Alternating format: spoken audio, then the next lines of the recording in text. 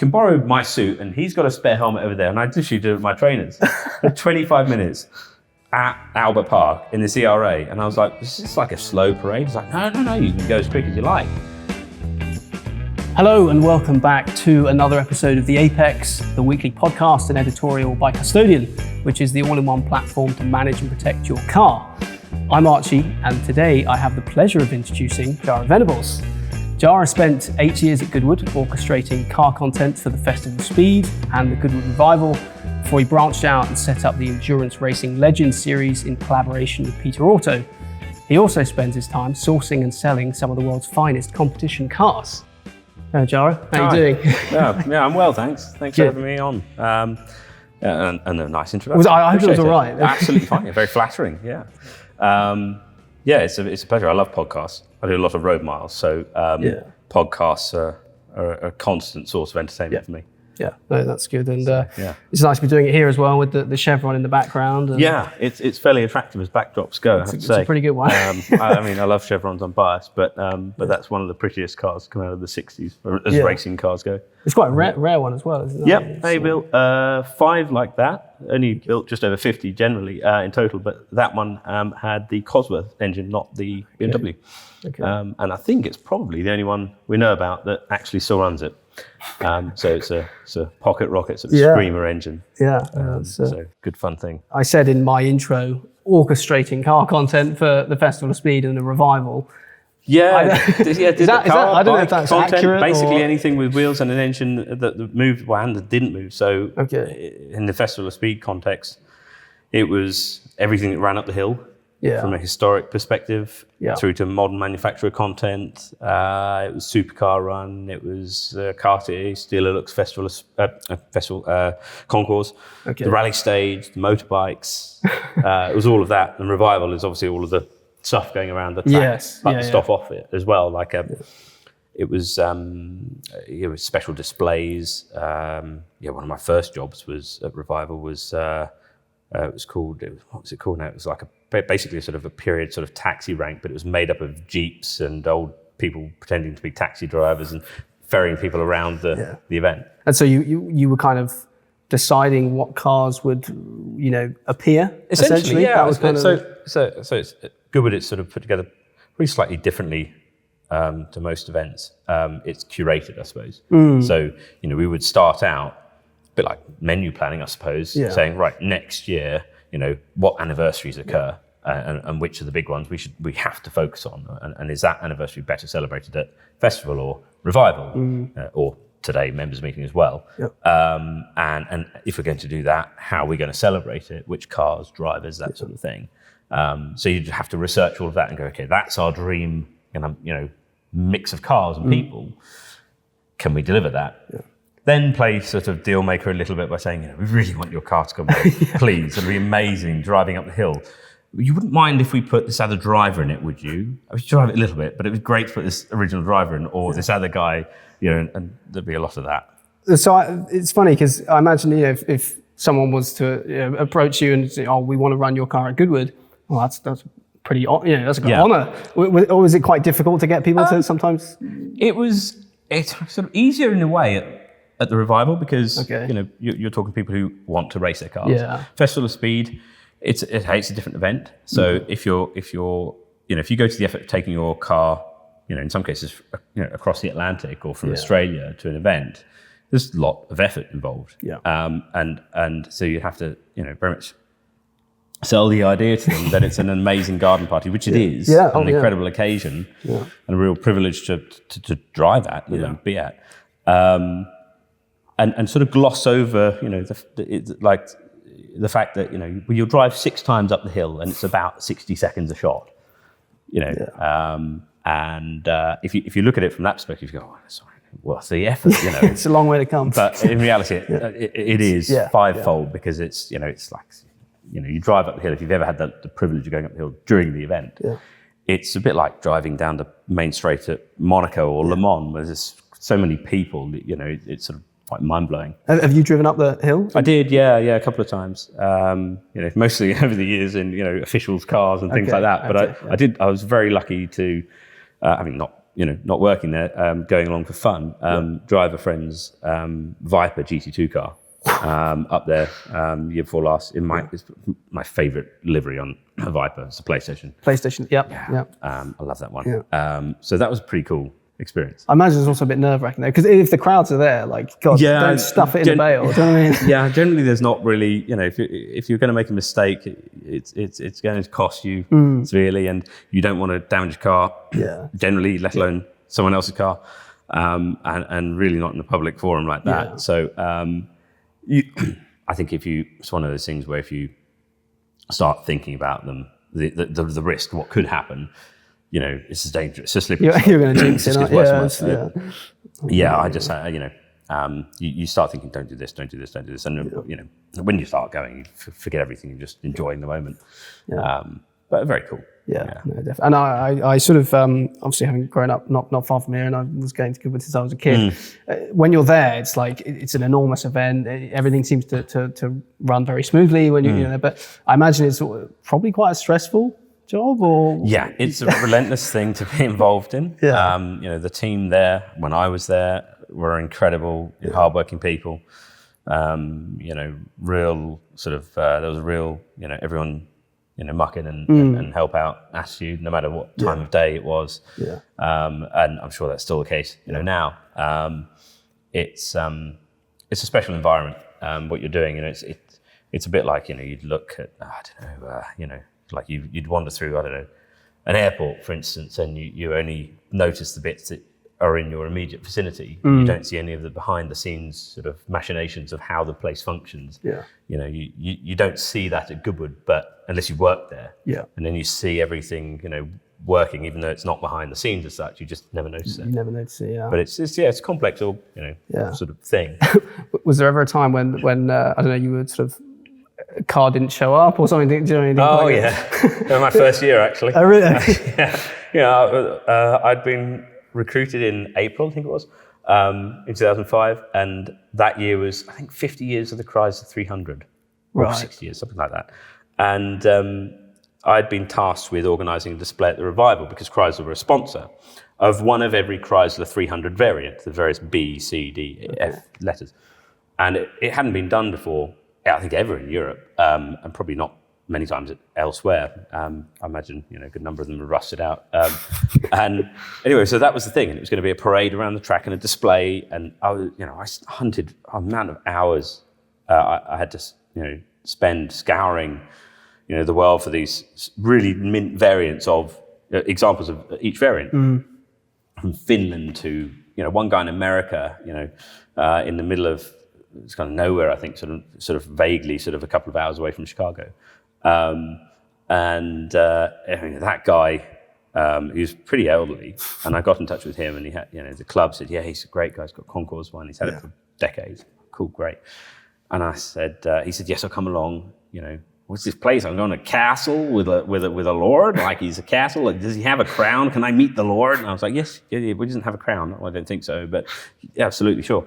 Anyway, he'd agreed to come along, and we were booking his travel. I said, "Can I have a copy of your passport?" Pass to the girls who booked the flights and things.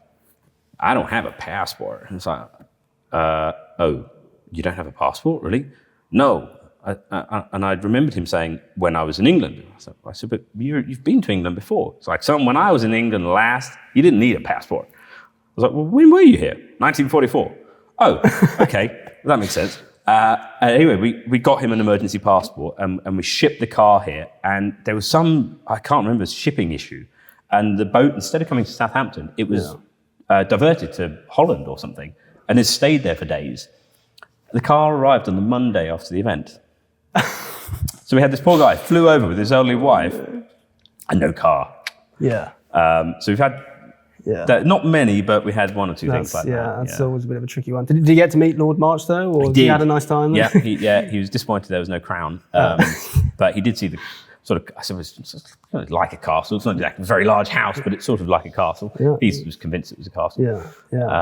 So he had a blast. He had a great weekend. Still had a good time. Without his car. I mean, he did see his car on the Monday, but there were just 150,000 less people, so it wasn't quite the same. But there we go. Such is life. But I suppose on the flip side of that as well, does in many times go flawlessly, and I suppose afterwards the feeling of elation of having pulled off a festival of speed must be pretty insane. Do you know what? You never really used to sort of absorb the event when you were in it. Yeah. You were just getting through it. Yeah.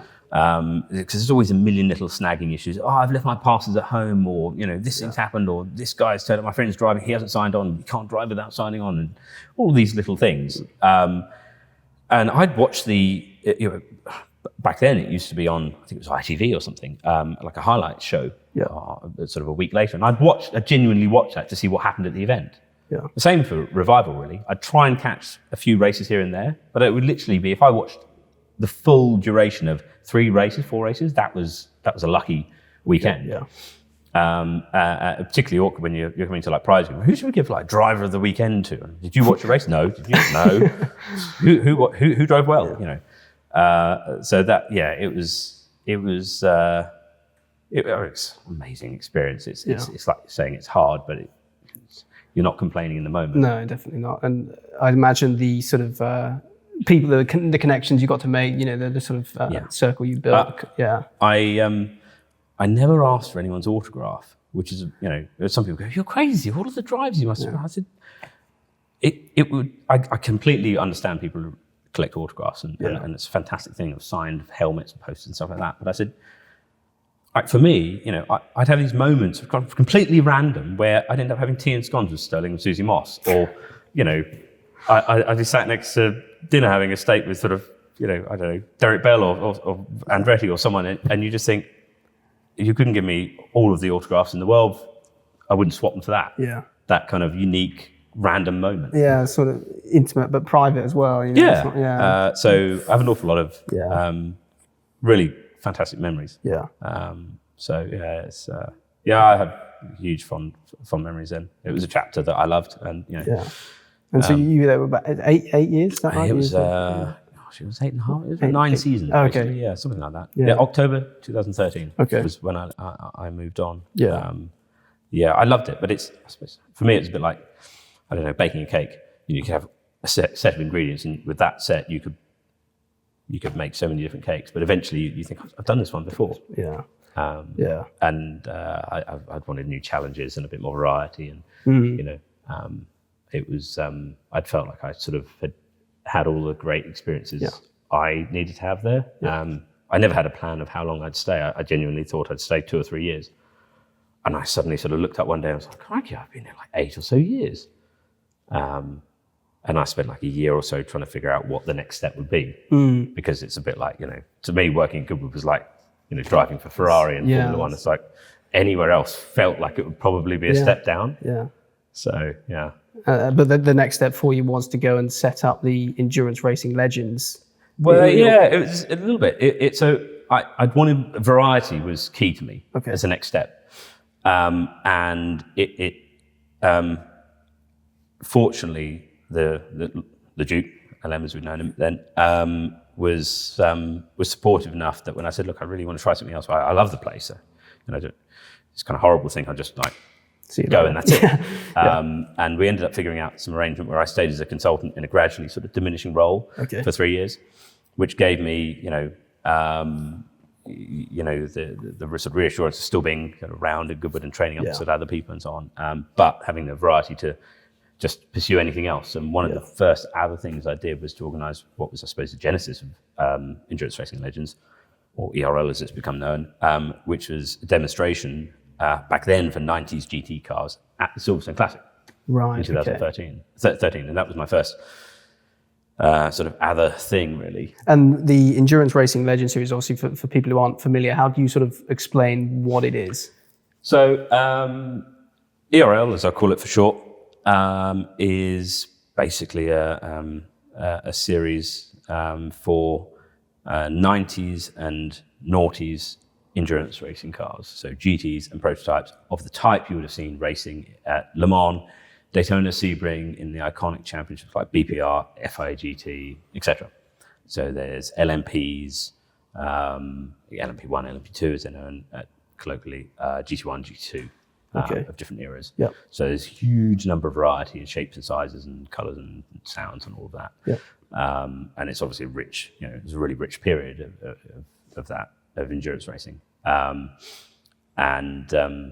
just decided that I at the time, Nick Wigley was an old friend of mine, was the owner and manager of Silverstone Classic, and the event. And he said, "I'd like to do some sort of a new initiative. Can you come up with some ideas?" So I pitched him sort of 4 or 5 different ideas of stuff that hadn't been seen at historic events, as they're known.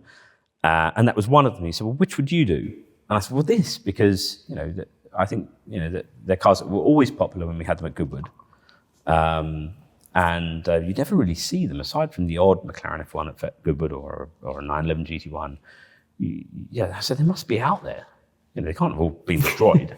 And we ended up with something crazy like 25 or 28 cars in the first event, which was a demonstration back then. We did that for 3 years at Silverstone Classic, and they said, "Look, this is kind of developing." And then owners wanted to do, they were like, "This is great, but can we go elsewhere?" So he said, "Look, run with it, develop it how you like." It ended up being a series of demonstrations, and then the next phase of growth was I wanted to partner with an organizer who I thought was one of the best around in Europe in terms of the quality of how they did things to help really propel the growth of the series, and it was undoubtedly Peter Auto for that, for those elements, and Patrick obviously had a background in the genesis of that era of endurance racing with BPR, and eventually persuaded him to give us a track time, and we went racing in 19. In 18, we were at demonstrations. We did a demo at Le Mans Classic, where we had something staggering like 77 cars, which blew my mind. I thought, well, it'd be amazing. If we had more than 40, I was going to be chuffed. And some of the cars we had a McLaren F1 GTR. Wow, okay. This is already brilliant. And now it's probably one of the more popular series on their platform and historic racing generally, I suppose. Although some people say, "Well, it's not historic racing." It's a difficult one. I've grown up around historic vintage racing, or whatever you want to call it, classic racing, and I personally think the terminology is sort of a bit relevant as to what era of car is historic or not. I'm as old as the oldest Group C car, which is considered a historic racing car. I don't think, I'm not young, but I don't think I'm historic. But I think, are they collectible? And what's the reason behind why people go racing? It's a different philosophy to modern racing, where it's about performance and trophies and, finding the edge. As historic racing, yes, people want to do well and have great racing and race hard and so on. But it's also about respecting and celebrating the history of the cars and having a great time socially. That's almost half of the appeal of it. Yeah. So that's a really important element to me. And with the era as well, I think, I sort of grew up watching the 90s and noughties cars were the kind of cars that I would see on the road when I was a kid. So like DB9 or 550, you've got the racing variants of those cars. And it's like, from a popularity point of view, is that very much the case that you're seeing? Yeah, it's quite interesting actually, because we've got a real mix, and I don't know if it's 50-50 or exactly what, but it's definitely a fairly evenly balanced mix of people who racing the RL, being very much of a historic racing background. They've raced 50s, 60s, 70s cars, and they thought, "Oh, that's something different to try." Or maybe they want to go racing with their kids, and they think, "Well, that's a bit safer for them to drive," or whatever. And that's one segment of the competitors in the RL, and the others are people who they've never been to historic racing. They just bought one of these cars because they think it's cool, and it was aspirational or out of reach when they were in their formative years, or they went along to the races when they were new, or played them on, like some of us did, on Gran Turismo games like this, so there's an interesting mix of people, and some of them have come in from the modern angle with ERL cars and then gone, "Oh, that's interesting. I would never normally have thought to buy a Cobra, for instance, and go racing, or a 60s touring car, or whatever." But having been around the other older categories, they've started to understand the history and the marketplace and different categories and so on, and then migrate that way. So I, in some ways, I think it's an interesting way when people say, where are the future collectors and historic races going to come from? I think that's one way to bring people in, because I talk to friends who are similar age to me but have no background in historic cars. They said, well, if I suddenly came into a load of money and wanted to go enjoy cars, I look at cars from the 50s or 60s and I don't understand, like, why is a Lotus 15 £500,000 for instance, and a Jaguar D-Type might be 5 million. They look pretty much the same. They're about as fast as each other. They both sound cool. I don't really understand it. Yeah. And then you explain, you give them a history lesson, and they sort of go, okay, now I get it. Yeah. But they don't. That doesn't do anything for them. Do that history, research, learning in a heartbeat themselves. So I think it's really important to sort of somehow inspire the next generation to kind of put a toe in the water and immerse themselves gradually in that world. Yeah, and is that sort of, you're sort of opening up the GT3 category as well that you mentioned? So ERL's now got its own huge momentum, which is amazing. Yeah. And so much so that we're so oversubscribed this year. We just recently, this weekend at Spa, split the grid into two. So we've got one grid with the faster cars, the prototypes and GT1 cars, and then another grid with GT2 cars throughout kind of the eras of different classes and so on. And that was a necessity because we have a grid limit that's lower than any historic category. And we were just oversubscribed. And it worked really well. But for a couple of years, I thought, well, this is great. And given the trajectory of growth that ERL's going to, I think there's room for another series somewhere in historic racing. I was hoping, for probably 3 or 4 years, I thought this. I was hoping someone would do something for GT3 cars, because from the inception of GT3, and of which Stefan Rattel, Patrick's kind of other BPR co-founder, is widely regarded as the grandfather of, or forefather, let's say, of GT3 and GT racing generally in the last 25, 30 years. I was hoping someone would do something for this, and nobody sort of did. And I thought, okay, right, well, I've got so much spare time in my hands. I'll do something. And a couple of friends, persuaded me on the merits of this. Like at the same time, I was really kind of credit them for that. Friends at Duncan Hamilton Rothko, they were really keen on GT3 cars as well. And another friend, Sean Lynn, who recently acquired Motor Racing Legends, and wanted to, has a vision for sort of how he wants to sort of develop that organisation. Also thought it was a great idea, and so I thought, okay, fine, it's time to do something for GT3. So we're not doing it with Peter Auto. I'd love to, but they're so popular. They've only got so many grid spaces across a weekend, timetable wise. And so we'll start this with Motor Racing Legends, and have that across hopefully UK and European events is a plan next year. We'll do a pilot race in October in Silverstone, and then hopefully 3 or 4 races next year. Yeah, I know in historic racing the P word gets thrown about a lot, provenance. Is that still very much the case, even with these sort of later cars, these 90s and noughties cars, in terms of their values? It is, It wasn't for ages. In many cases when there was nowhere for the cars. Right. People would buy a car in a few instances, something really special. Someone would buy a car when it was, a few years old, because that was a championship winning car or something particularly famous, or it was driven by someone famous or whatever. But by and large, they just became redundant cars, and they would be bought to be parked in collections as something nice to look at, or used as a track toy or whatever. Even GT1 stuff, for instance. And then gradually you start making a stage for them to play on, basically. And you're kind of like the concert promoter in a way. You're putting the spotlight on them.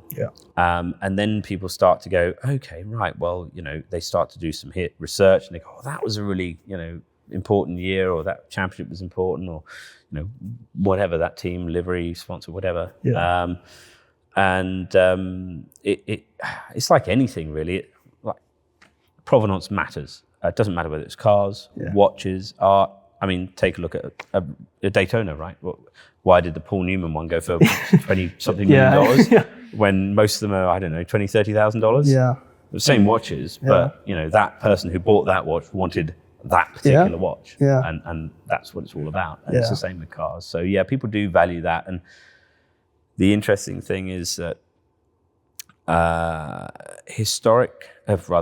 younger cars, like 90s and 2000s era cars, are less of a triggers broom in the sense of, they were raced in period, and sure, they had some crashes and were repaired, or in some cases have chassis replaced or whatever in period, and kept racing.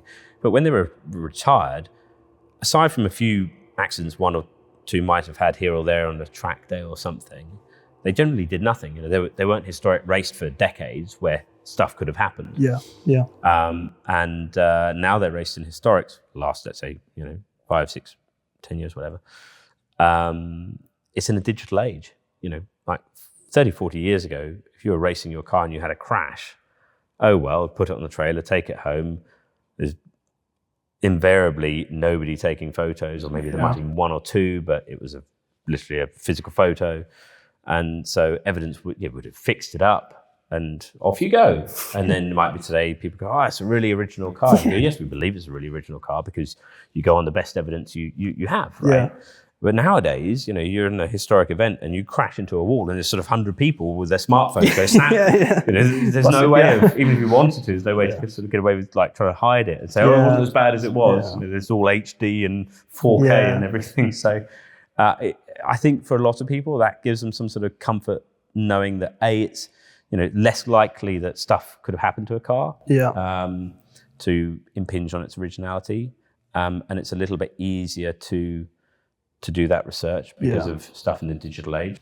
I did sort of tie into custodian. We're sort of promoting these digital history files and believe that having, obviously never replace the physical one. You'll always have that physical history file, but a digital one, especially nowadays, in terms of the way that people are documenting car content. Obviously, like people have Instagram pages dedicated to their car or whatnot. And obviously, if it's a race car, maybe you've got onboard footage of it actually winning quite an important race. That being, quite an important asset. And I imagine, be interested to get your thoughts. In the future, will people expect to sort of have if you're going to spend a lot of money on a car and you want to see? People do expect to have documentation now.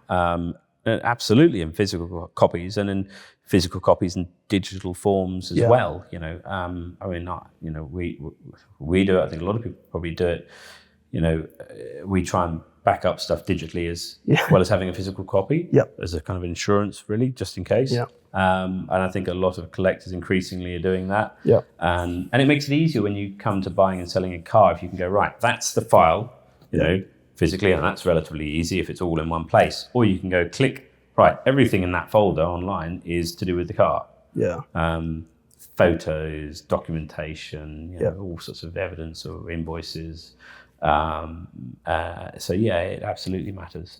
And one of the things we're seeing as well is that it can actually have a massive impact on your insurance as well, which is quite obviously the sort of road car sense, because the insurer can kind of see really what's going on with the car, restoration wise or something like that. And also managing, like I help sort of manage loosely, one or two collections, and the cars are all over the place, like geographically over the world. And so in some ways you think, would you have all of the paperwork centrally located, or do you have it with each car? But if you have it with each car, it's, if the person managing it really needs everything centrally located digitally at least. Because you don't, you can imagine, you go, I need to check that bit of paper. I have to fly to Germany to look at the file. If you can just go click and open the folder, it's so much easier. Infinitely easier. Pretty nice for the environment as well. Definitely. Obviously on the provenance, I'm curious, I think the historical research is something that you've been quite involved in. I think basically, polite way, of saying it is describing it is just a big nerd. I love history. But it's cool. It's cool. It's really interesting. I guess that's sort of the background. Is Goodwood was very about bringing history alive. Okay. When I was growing up, and I'd be hanging off railings, fences, watching my dad race. All I cared about, the cars had no value to me. All I cared about was how they looked and sounded and how they drifted and that sort of thing. And then as you get older and you start working in places like I worked at Goodwood, you start realizing how much history matters in terms of weaving a tale story, how much people, really derive their passion from that as well. I just love that aspect of it, and particularly when it comes to photos and videography and stuff like that. It's it's dangerous when you go down research rabbit holes and you suddenly think, oh my God, I've been looking at old photos or researching something for sort of half a day. Yeah. But it's fun because it really helps you kind of, it's like time travel in a way.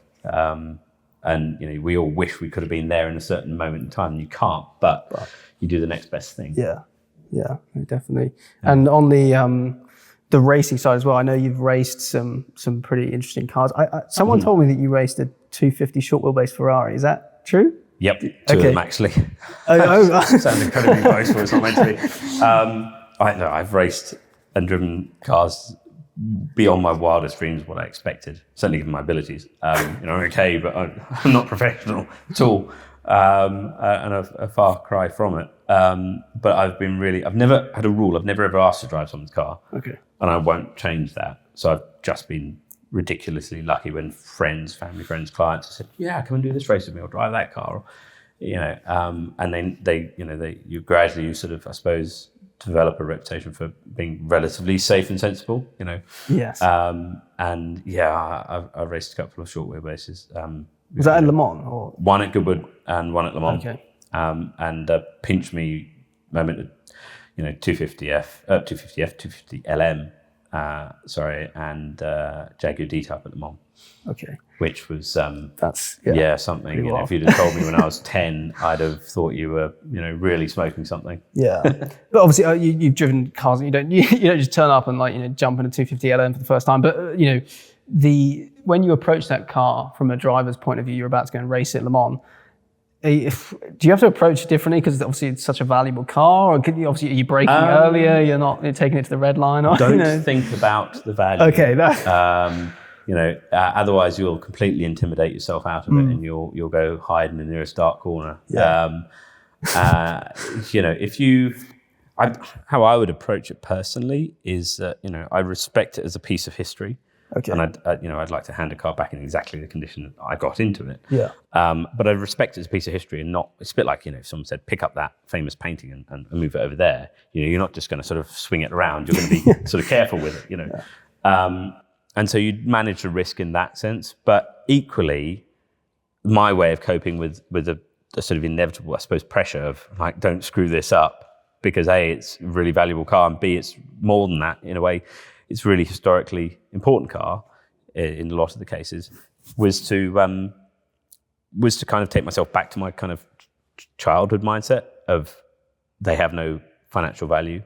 It's just a cool car. Yeah. And take the pressure off that way. Yeah. You'd also sort of think, well, no one really except your mum, maybe, or your wife or something, will remember if you win a historic race, right? You might feel like Ayrton Senna, but the reality is, it's your mum or whatever. But if you make a big mistake, everyone will remember that. Well, that's the fear anyway. So it was quite a good sort of reality check. Yeah. Just enjoy it. Yeah. That's the best thing. And some amazing experiences we had along the way. Some terrifying ones, when I was Goodwood with a friend, and we were in this 1 hour race in his original Le Mans history competition short wheelbase Ferrari. It's about as kind of collectible as they get, I suppose. Yeah. And it was a 1 hour race into the dusk. I was really looking forward to it because I love Goodwood, and the short wheelbase is just sublime to drive. And it rained like I haven't seen it rain in ages. And it was inches of standing water on the track. They delayed the race because they were waiting for it to try and drain away. And then the light was going. And he said, I don't really fancy this. There's a dinner I've been invited. Why don't you just do the race and I'll go to dinner? And I'm like, I'm not so sure. This is beginning to lose its fun element. And we ended up deciding to just not start the race because I said, well, we're not being paid to do this. This is meant to be fun. Yeah. So it's not fun at the moment to the point where you're not even wanting to do it. The fun of doing it is to do it with you, so let's just leave it. And I think it was the right call in that case. Yeah. Whether you're not brave enough or not, I'm happy to say, yeah, fine, okay, we weren't, but it was easy to say the car was in one piece afterwards. Definitely. Would you say that was the best car you've ever raced, or? It's a really difficult one. Not necessarily the best car I've ever raced in terms of. It depends how you define that. Yeah, I mean, certainly one of the most significant cars I've ever raced, along with 250LM and D-Type and so on. But it's one of the most fun cars best cars I've raced, or when I've had the most fun in the moment. With people like a new on track, you trusted them, you're in the moment having a great time. Yeah. And that might have been in one race in a Mustang or a short wheelbase, you know. Equally, some of the most fun drives I've had in cars weren't races. You know, I got a friend called Padden Stowling from America. He's Irish, lives in America, who's for ages raced ERAs, which when I was growing up were like one of the most iconic Grand Prix cars to me, as a pre-war Grand Prix car. And I'd always thought, oh my God, that's like, you know, nirvana to me if I ever got to drive one of those, you know, because my father used to race against a guy who raced one. And as a kid, like 10-year-old, I'd be allowed to sit in this thing whilst it was on the jack, warming up with the wheels spinning. Literally, I hear. And, you know, it's noisy and it's methanol fumes. And I mean, health and safety was like, forget whatever, you know. They used to put these little like clothes hanging things around to stop people walking into the wheels when they were spinning. And that was such a vivid memory to me. And so I always thought, wow, that would be like up there with the greatest cars I could ever drive, but it will never happen, obviously. And I was in Australia randomly on a business trip, going to a couple of events, and I realized that a few days later was the Melbourne Grand Prix. So I thought I'll go along and have a look, because there was a historic kind of like demonstration, it said. And lo and behold, Paddens was there with his ERA. And we got talking, and he said, what are you doing tomorrow? I don't know, coming along here and watching, I suppose, the Formula One. He said, it's a demonstration at 10. Why don't you take the ERA out? I was like, sorry? What? And he's like, yeah, seriously. There's like 4 of them. I've done loads. You do one. It's great. And I was like, you don't realize how much of a bucket list item this is for me. And then it dawned on me, I had no race kit. I didn't expect to do it. So I had literally nothing. I was in, you know, sneakers and chinos. He's like, oh, well, you can borrow my suit, and he's got a spare helmet over there. And I literally do it with my trainers for 25 minutes at Albert Park in this ERA. And I was like, is this like a slow parade? He's like, no, you can go as quick as you like. And that for me, because the car I idolized was a black ERA, a different chassis. There were 2. So his was a sister chassis. It was actually owned by R10B. It was owned by Nick Mason from Pink Floyd for ages when I was growing up. So it was a black ERA, which was, you know, like incredible to me. And I didn't realize this until afterwards, being half Australian, that it actually won the Australian Grand Prix, that car, in 1939 at Bathurst, when apparently it was a loose surface, which is pretty mind-blowing. So all in all, that's one of my probably most amazing drives, because it just, you know, it was a bucket list car. It was unexpected. It was, you know, a fun circuit. It was an amazing circuit. Yeah. So, and the smell when it fired up, it was like a flashback to 10 years old. Yeah, that's pretty special. And you know, talking of cars and values and whatnot, what do you think is undervalued at the moment in terms of, I suppose 90s, let's go 90s, noughties, what's sort of undervalued in terms of? Wow, that'd be, that's a sort of the secret sauce kind of question, isn't it? But I think there's all sorts of cars throughout the eras and categories of like 90s and noughties, I think still have, you know, some degree of being undervalued. I mean, with the caveat that it's of course highly subjective.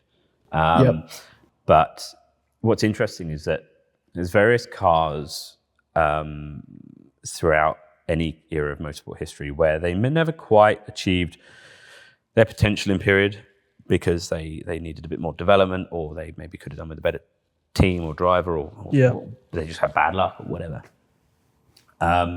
But fundamentally, they were a promising car, and maybe they weren't the most iconic livery, or they never had those results, or whatever. And so they sort of get a little bit forgotten by people. You know, when someone thinks of a car from a particular category, most people, if you said, "Name me a 2000 era GT2 car," they'll rattle off 2 or 3 models. And then you'll say, "But what about this or that?" And they'll go, "Oh yeah, I forgot all about that." You know, and you still get that even today. There's cars out there, and I think if someone bought one of those and race prepared it and drove it properly, I think there'd be a number of people who go, "Damn it, why didn't I think of that? That's a really cool car, or a competitive car, or whatever." And in reality, all it takes is for them to I say all it takes, is for them to pour through the history books and look for those, like truffle hunting, really. Yeah. And of course, we're all time poor to a degree, and particularly, the people who get to the sort of point of being successful in life where they can dabble in, collectible cars as a pastime, a hobby. Yeah. They are inherently, by definition, cash rich, time poor. So they don't have the luxury necessarily of, pouring through history books and looking for those truffles. And that's sort of it's one of the sort of perks of being in my position, what I get to do, which I love. I think there are cars here and there, I look and I think, a random example, I think 2000 era Lamborghinis are a little bit, I don't know if they're undervalued, but then like they're out of the sights of people, the various prototypes. I'm trying to think of different examples, from the 90s even. It's amazing how little people reference history books, and completely forget that a model of car did a particular series or a race, or that it even existed in some cases. So that's what I'd say is, hit the history books. And find and then that's, you got to put the work in. And then you've got to find the cars, which is a completely different challenge, but at least you know what you're looking for. Well, actually, talking about, this is slight tangent, but cars that were amazing value. We were talking about NASCAR earlier. Yeah. And I think it's based on the new series that's coming out of Dale Earnhardt. And I sort of confessed to you that I've been watching quite a bit of NASCAR. Yeah. And you said that there's some, I couldn't believe how many cars they had in the races and what they're doing with them. I did a research trip years ago in the late 2000s for Goodwood to NASCAR. I can't remember if it was Valley or Alley, they'd called it, sort of a stretch of, North Carolina, sort of somewhere, or South Carolina, whichever one it was, where loads of the NASCAR teams were based, and a few museums and that sort of thing. And I went to sort of catalogue what cars were in the museums, which cars the teams had in their museums, what we could get them to bring to Goodwood. I don't know if it was Hendrick or Childress or somewhere I went, and they said, do you want to have a look around the race shop? I said, wow, great, cool, like the current cars. And I said, well, so you've got like 2-car team, right? So 2 drivers, in your team, yeah. So how many cars do you build for the year? Knowing a little bit about NASCAR, they've got super speedways and road courses and stuff like this. And I was sort of expecting to say 5 or 6, and I think he said like 18 or something cars a season. And I sort of said, no, but like if you didn't like crash a load, right? Not like crash or destroy on every event. So yeah, about that, because we've got super speedways, short courses, road courses, and we need different, obviously cars for each, because they could be slightly differently built dimension-wise for each. You don't think about this. They all just kind of look the same when you're watching on TV. So that was pretty interesting to learn. Yeah, it's fascinating. And that's, I guess, why they're, relatively speaking, you can buy them remarkably cheaply for the fun you can have. Yeah, it's like, was it? Wow, I think you could probably get them $50,000 or so. Which is kind of mind blowing. Probably, I don't know, MX5 racing MX5 value or something, right? Because it's a NASCAR that's got 800 horsepower or something. So a lot of bang for your buck. Yeah, I suddenly have a yearning for a NASCAR. Yeah, I know we all. It's just the run. Obviously, the engines was sort of, you can buy the car. Probably more the fuel bills, the expensive thing over here, I would have thought. But yeah, I have a couple of friends of mine race them in UK club races and take them up the hill at Goodwood every now and then. Yeah. And even if you're not into NASCAR, it's a heck of a spectacle. The noise and if you happen to go along to a NASCAR race, it doesn't matter if you're into NASCAR or not. You have to do it because it's sensory overload. You can't really fathom the noise and the intensity of 30 or 40 NASCARs blasting past. Yeah. It's Yeah.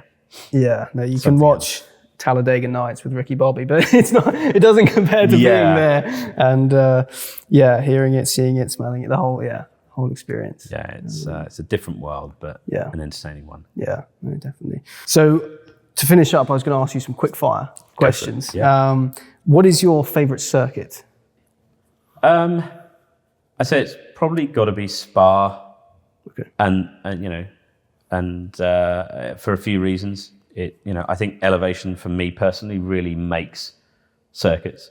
You know, whenever I think of the circuits that are the best to drive or look the best to drive, you know, they've all got elevation to a degree. Nürburgring, Spa, Bathurst, Laguna Seca. You know, like I love Portimao. It's probably like number 3 for me, I think, that I've driven. Okay. Yeah. Goodwood's number 2. When I say elevation, it's fairly flat. Yeah, a lot of elevation there. But it's a different challenge, particularly in a historic car. Yeah. But yeah, Spa's, it's a special place. I think it's not just great to drive. It's got the scale is pretty mind blowing with the hills. You know, the amount of elevation change and it feels a bit like a sort of a amphitheater in a way with all the forest around you. Yeah. When you look at, you know, certainly infrastructure wise, it's got to be probably one of the best ones in the world. When you look at how much money and resources are poured into pits and grandstands and, you know, paddock structures and stuff like that. And it's epic circuit. It's epic. You know, even if they keep tweaking it here and there. You know, it's the rush you get going through a Rouge and Raidillon it's a roller coaster kind of thing, really. Yeah. That's undoubtedly at the top. That's a popular one. With that said, I really would love to drive Laguna Seca one day and Bathurst. Yeah. I think they're probably right up there as well. Yeah, they're pretty special circuit. I mean, I'm talking as if I've driven them. We all have in our minds. Yeah, it's on the PlayStation. Yeah, I've done Corkscrew. Yeah. Yeah. No, definitely. Who's your racing hero? Do you have a racing hero?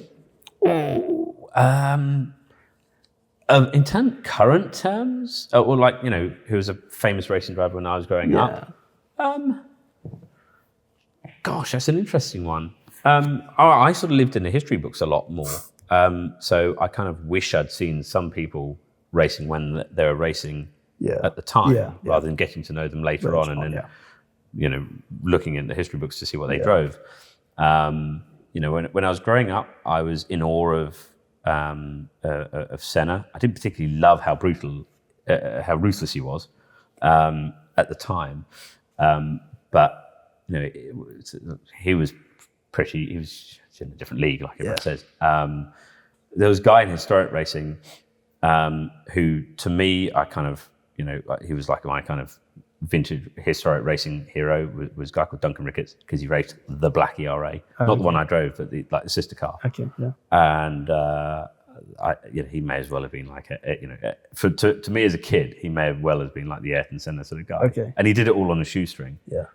So it was kind of extra cool versus people who turn up with like big trucks and loads of mechanics and stuff. Yeah, he'd work on the car himself, and that was kind of cool. It was more. You know, I like drives for different reasons, but I was more kind of blown away by the cars themselves. Okay.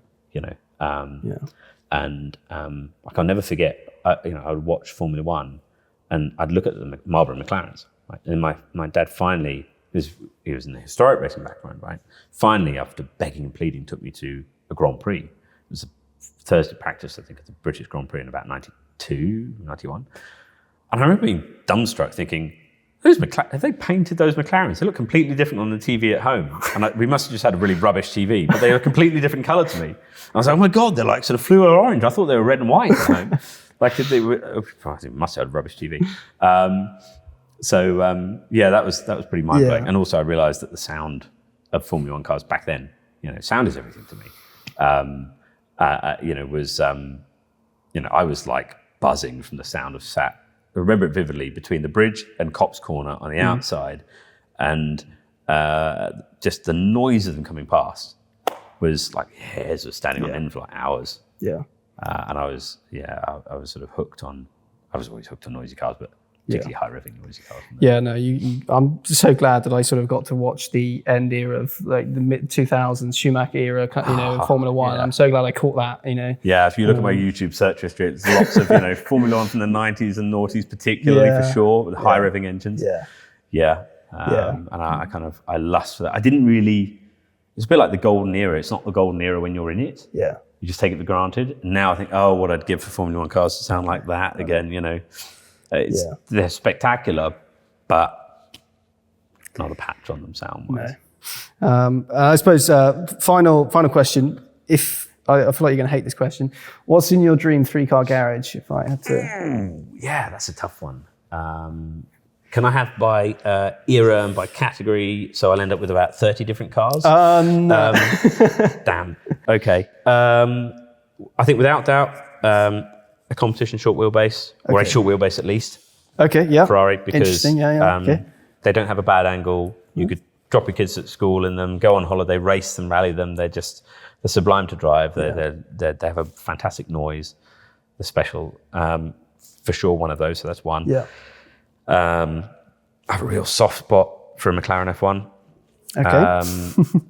And I like road, GTR, and long tail variants for different reasons. Yeah. So I'd be slightly hard pressed to sort of pick one. I'd probably say a short tail GTR. Okay. Because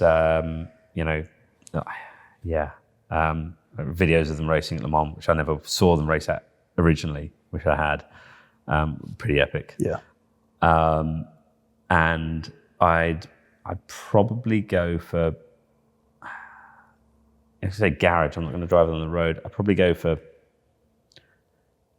a Formula One car of some sort. Yeah. I think probably 3.5 litre era. Yeah. But yeah, it would be easier if I could say that third slot I could just rotate every year or two and just change it, because there's a list of hundreds of cars. But yeah, something like that, I think. It's funny actually that you've got a lot in common with Patrick Peter in that regard, because his was 250 short wheelbase, McLaren F1, and it was an Alfa 8C long chassis, I think. Yeah, it's a lovely car. Yeah. I mean, it's like asking me that question. It's kind of a cruel question, because I think, oh my God, I could be here for days reeling off there. What about that one? And what about that one? And, that's the beauty of it though. There's so many different amazing cars in the history of motorsport that there's, it sounds corny to say something for everyone, but legitimately there is. There is, and not just cars, but ways to use the cars.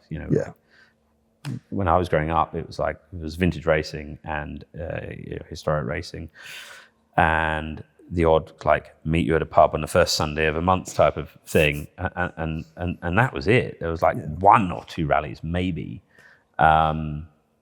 But now you could do something every weekend, twice over, race meetings, rallies, concours, cars and coffees, across, Europe and America, all around the world. Yeah. And that's it's so much better of an era in a way. Although we look and we go, oh, that was a golden age.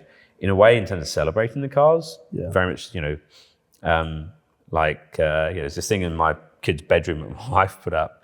And it's kind of true. It's a saying that says something like, these are the good old days. And it's kind of true in that way, because, you've got so many more ways to celebrate car culture than you did back then. Because the internet didn't exist. It was car magazines and a handful of them, and that was it. Yeah. So, I'm happy to have grown up across the different eras. Yeah. No, I think that's a lovely note to end on as well. These are the golden days. That's fantastic. Well, it's been an absolute pleasure to chat to you, Jarrah, and spend some time with you. Likewise. And, where can people sort of follow you and find you? Website, over on Instagram, mostly. It tends to be a platform I love because I love photos. But videos as well. And so I'd say those two, ERL and my company has its own sort of separate accounts. Okay. We try and be as active as we can on those. Finding the time to. We've got a really good social media guy. Shout out to him, because he does an amazing job, whereas I would never have the time to do a good job. But it's that's the best way to find us. I'll leave all the links down in the description. Super. And if you want to find out more about Custodian as well, digital history files, insurance, you can find us at www.custodian.club. We're also on the App Store. And if you could drop a like on this video, subscribe to the channel, it really, really helps. And if you're listening on Spotify, please do give us a rating as well. And thank you very much for listening. And I will see you again in the next episode. Thanks.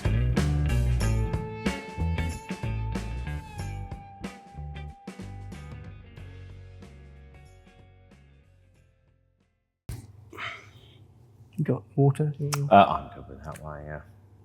Otherwise, if I talk for too long, I think, toilet break.